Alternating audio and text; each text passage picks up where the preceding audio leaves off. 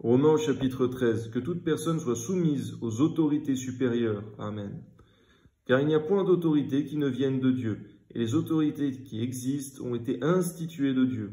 C'est pourquoi celui qui s'oppose à l'autorité résiste à l'ordre que Dieu a établi. Et ceux qui résistent attireront une condamnation sur eux-mêmes. Ce n'est pas pour une bonne action, c'est pour une mauvaise, que les magistrats sont à redouter. Veux-tu ne pas craindre l'autorité? Fais le bien et tu auras son approbation. Le magistrat est serviteur de Dieu pour ton bien, mais si tu fais le mal, crains, car ce n'est pas en vain qu'il porte l'épée, étant serviteur de Dieu pour exercer la vengeance et punir celui qui fait le mal. Il est donc nécessaire d'être soumis, non seulement par crainte de la punition, mais encore par motif de conscience.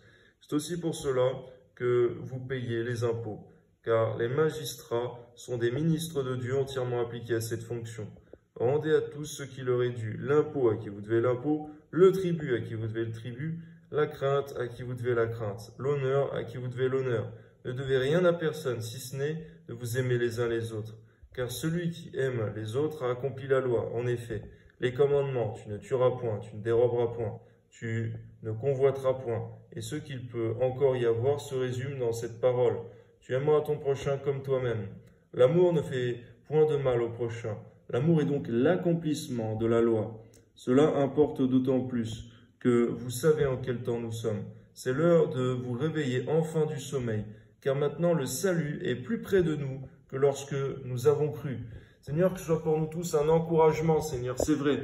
Aujourd'hui, Seigneur, pour chacun d'entre nous, le salut, la vie éternelle en Jésus-Christ est plus proche de nous que lorsqu'on a cru, Seigneur. Aide-nous à persévérer, Seigneur mon Dieu, et ne pas nous attrister, Seigneur, lorsque nous prenons de l'âge, Seigneur. Et nous réjouir, Seigneur, que si nous persévérons, nous verrons ta gloire, Seigneur. Et le salut se rapproche de nous. Amen. La nuit est avancée, le jour approche. Dépouillons-nous donc des œuvres des ténèbres et revêtons les armes de la lumière. Alléluia. Marchons honnêtement comme en plein jour, loin des excès et de l'ivrognerie, de la luxure et de l'impudicité, des querelles et des jalousies. Mais revêtez-vous du Seigneur Jésus-Christ et n'ayez pas soin de la chair pour en satisfaire les convoitises. De méditer aussi là-dessus, Seigneur, garde-nous d'avoir soin de la chair pour en satisfaire les convoitises.